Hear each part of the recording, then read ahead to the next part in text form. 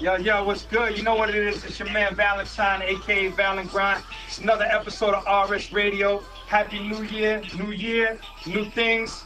Shout outs to everybody who made us the #1 hip hop and R&B internet radio show in the world. You know what I'm saying? And on EG Radio, we're doing it big today. We got a big show. My man AG, the legendary hip hop pioneer, D.I.T.C in the building.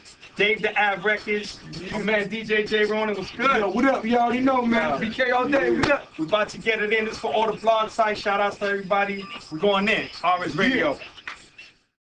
So it's a pleasure to have you in the building, A. What's good? Always good to be here. It's been a long time coming, baby. My people call your people. We make it happen. It's all family. For sure. So what's good, man? How you been, brother? How's everything? I'm great, man. That's good. That's good. Other than my man Arty passing. Rest in peace to Arty. Wow. 80.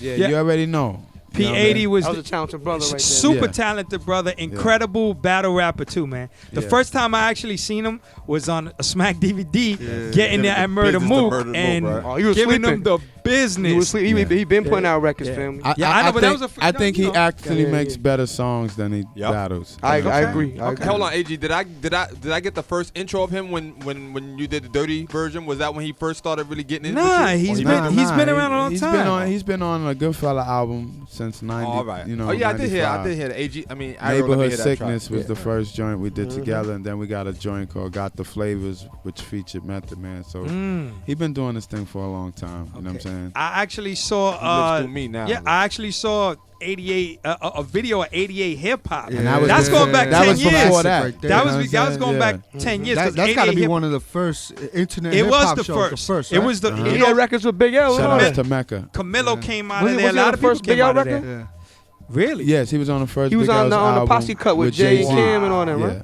All right. Yeah. All right. So since you touched on it, let's talk a little bit about Arty, man. He was an incredible artist, credible battle rapper. Incredible person. Like, incredible he's mad person. funny. The last conversation I had, he was like, "Yo, I killed like 80 tracks." I was like, I ain't hear none of them yet. He was like, no, but I did them already. I'm like, well, that's good. You good money. Like, yeah, that's him. That's in the archives though. He got, you know, some people know, you know what I mean, they time, and he got like 4 or 5 albums that he just finished. You know what I'm saying? Wow. So we got a lot of stuff. We're going to hear some music. Let's get them exclusives up here first. RS Radio. Real talk. We do a whole tribute. You know what I'm saying? Yeah. I actually had heard that he was in negotiations with a lot of people, even with G Unit and all of that. I mean, a lot of people were checking for him. When you hear his music, that's, you know, gonna be put out and all that, you're gonna see like, this dude could have been the one. He could have been the one. Like Neo. Like me personally, I think like when it comes to lyrics and music and MCing in general, you know, it's a lot of times you'll hear me say I'm the best. You know what I'm saying? Because of for competitive hip hop reasons. Yeah. No, not just for competitive reasons. All right. Because I believe that. Okay. You know what I'm saying? But he was one person that when I listened to him, I used to go, well, maybe I'm not. All right. Wow. You know what I'm saying? Yeah. So that's a lot. That's real talk. To have a weapon like for that an MC to say that, because I know how MCs are. They be on the MC-ish. You know what I mean? Every MC hears somebody and go, maybe I'm not. Yeah. Trust me.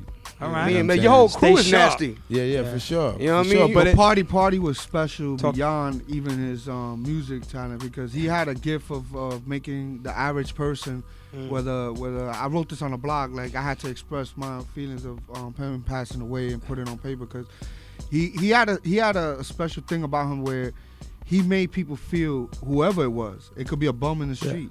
He made them feel like there was somebody. Yeah, he was a people person. It was like words could never express that, man. Like nothing. He had a very good energy about him, a very good accepting and embracing. And I actually met him for the first time 2006 at SOBs. He was at SOBs, and I just I will never forget the way I seen him on Get In on Smack. I was like, yo, this dude is nice. Like, he's crazy with it. So when I saw him, I was like, yo, fam, what's good? Yeah, and like the rest of the night, we was having drinks, we was kicking it. I was like, yo, this is a cool brother, man. 80. Just like 80. Yeah, man. So very, very humble. Very humble. A lot of artists are humble nowadays, and sometimes just being around all that. We went on tour with him. Yeah, tell us about going on tour with him. You did the Get Dirty tour, right? Get all right. Radio tour, and they loved him like if he was Jay. All you right. know what I'm saying? Like, and A gets that love out there too. Yeah. I'm gonna twist hey, it, you know talk about the love you get. You did all of Europe, right? Yeah. All right. So tell us about being on tour with the tour. I've been doing this for a while now, so I've been on a lot of different different types of tours. All right. So, you know, before we even get into that, break it down. Break your career down for the young cats that may not fully understand your history. You know what I mean? All right. I don't fully understand my history. Go ahead. Well, I debuted in 1989. I'm giving away a lot right there. That's what I didn't want to It's ask. all on record, though. It's all on It doesn't record. even matter. Go You know ahead. what I'm saying? How can you be this good for this long? Go ahead. You know what I'm saying? Oh, that's crazy. In Exactly. 1989, you know what I mean, I debuted on Lord Finesse's album called Funky Technician. Exactly. You know what I'm saying? Classic. That's a Have that. classic. That's when Lord Finesse was rhyming, you know, like 10 Strictly years for the ahead. ladies. No, he was 10 years ahead of his time. Like, a lot of cats right now sound like him. They just don't know they got it from, you know what I mean, him. You know what I mean? But that album was in 89. Then me and Show put out Soul Clap Party Groove from the trunk of our car. Wow. That wasn't being done in New York City either.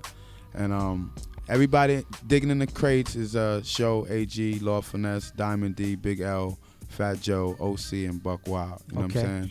And Diamond D, Lord Finesse, AG, we were all the first artists on our labels. Okay. So our labels that were basically built on what we came into the game with. So we basically pioneered a lot of what we were doing. I agree. You know what I'm saying? On an independent level as well. Like, Show had the T-shirts, the records, and we just did them out the car. We sold them on consignment. We did whatever it took for people to hear the record.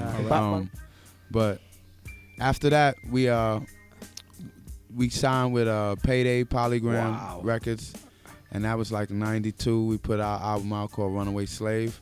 Another class. Yeah. Did that album, did it go gold? No, it didn't go gold, but it did well for me. It you know did what I'm real well, saying? yeah. It It was put us- Payday.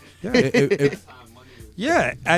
It put you in, like, you know, me personally, a lot of cats don't know me personally, but I aspire to be great. You know what I'm saying? I love hip hop. I feel I'm an MC. The music and the fame is really secondary to me. Got you, You know what I'm saying? And if you be around me long enough, you see in the way I carry it, that's what it is with me. So that was bigger than everything to me because, you know, I was 19, you know what I'm saying? And for the, like, most part of my life, I said, this is what I want to do. All right. So to reach that, you know what I mean, see yourself on videos and all that, Yeah. that was cool. So Runaway Slave was bigger to me than anything, you know what I mean? Speaking on that, I remember KRS-One saying that's hands down one of the greatest hip hop albums of all time. Yeah. Yeah, for sure. You know That's what I mean? big up because that's who inspired me. You know? Yeah. So after 92 with the Runaway Slave album, we came out with an album called Goodfellas. Okay. And this is Show and AG. And on our first album, just so you know, was the first appearance of Big L. Okay. You know what I'm saying? Sunkiss. Okay. We call him Deshawnee Thunder back then. Okay.